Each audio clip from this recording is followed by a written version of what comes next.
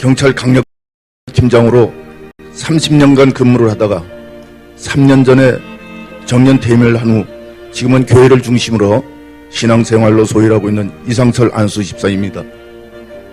30년간 강력형사로 근무하면서 온갖 사건을 접하게 되었고 자연사가 아닌 변사체 사건만 300구가 넘는 시신을 수사하여 그중 200회가 넘는 부검을 하고 타살 여부를 파헤쳐 사건의 한 70% 정도는 범죄와의 연관성을 추적, 해결하는 등 당시 경찰 조직 내에서는 꽤 인정을 받은 바 있었습니다.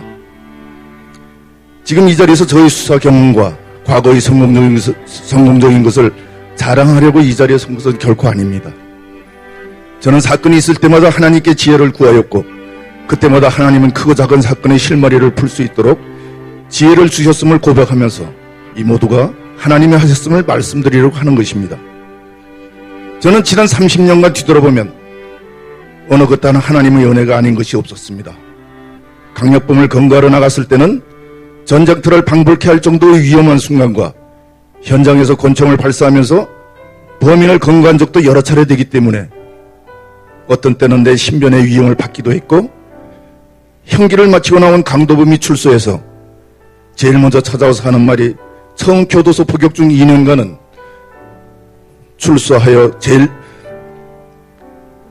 교도소 복역 중 2년간은 출소하며 수사 주무서에 있던 저를 찾아와 감옥에 넣은 분풀이를 하려고 했지만 자신이 교도소에서 하나님을 만나 그 후부터는 저를 오히려 감사의 대상으로 여기게 되었다는 고백을 들었던 적도 있습니다. 부평역전 앞 아침 러시아 시간대 소매치기들이 서너 명이 면도용 긴 칼을 들이대고 형사들과 대치 끝에 공포돈을 쏴 저는 근거했을 때 부평역 광장 앞 거리는 모든 출근 차량들이 멈추어서 범인과의 대치되는 장면을 영화 찍는 광경을 구경하듯이 관람거리가 된 적도 있었습니다. 또 부평시장 상인들을 상대로 상습적으로 공갈하는 부평 식구파 조직깡패들과 격투가 붙었을 때도 비록 시민들의 도움은 없었어도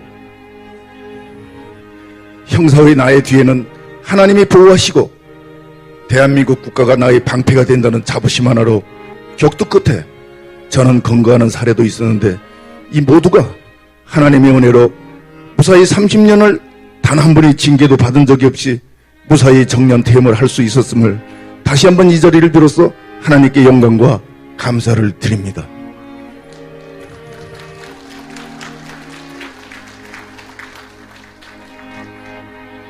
구맹주산이라는 중국의 고사성어가 있습니다.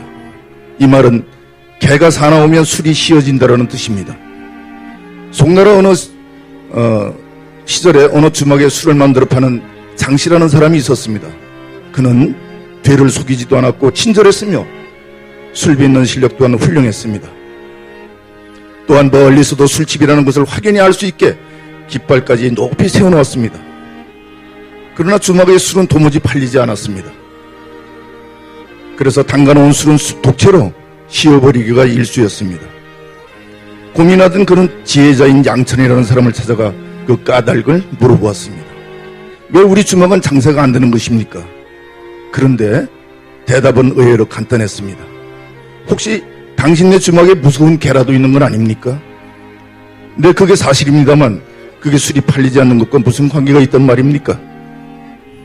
그러자 양천은 주막을 지키는 개가 너무 사납게 짖어대는 바람에 손님이 들어갈 수 없고 아이들이 부모님의 술심부름을 받아도 개가 무서워 들어갈 수 없으니 최고의 술을 준비해놓고도 맹구 때문에 장사가 안 되는 것이죠. 그렇습니다.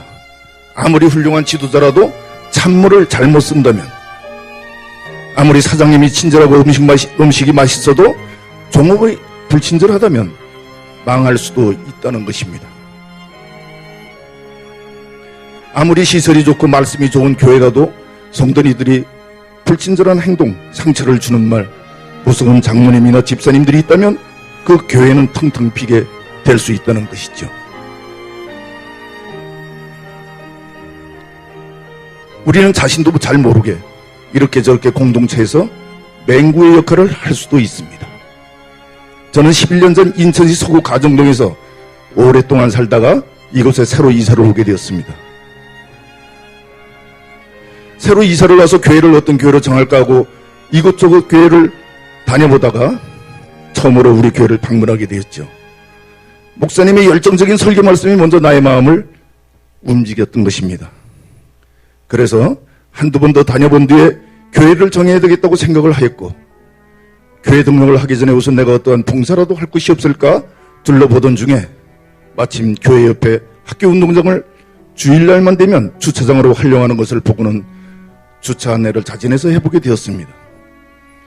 그런데 어느 한 분이 다가와 고생을 한다며 따뜻한 말로 위로해 주시고 가지고 오셨던 털장갑을 제게 건네주시고는 가는 게 아니겠습니까?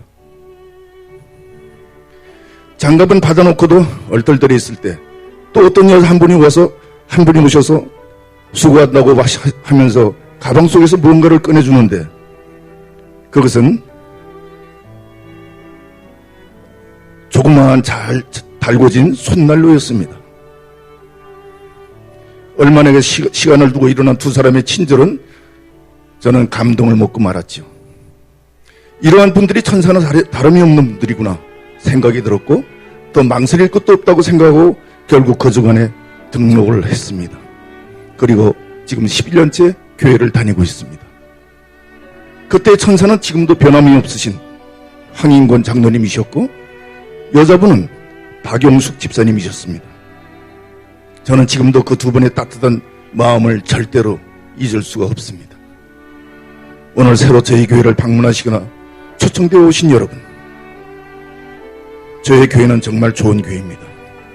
목사님의 말씀이 너무 좋고 온 성도가 사랑으로 아름답게 지내는 천국 같은 교회입니다. 부디 우리 교회 좋은 교회에 등록하시어서 저희들과 같이 즐거운 신앙생활을 하실 생각은 없으십니까? 감사합니다.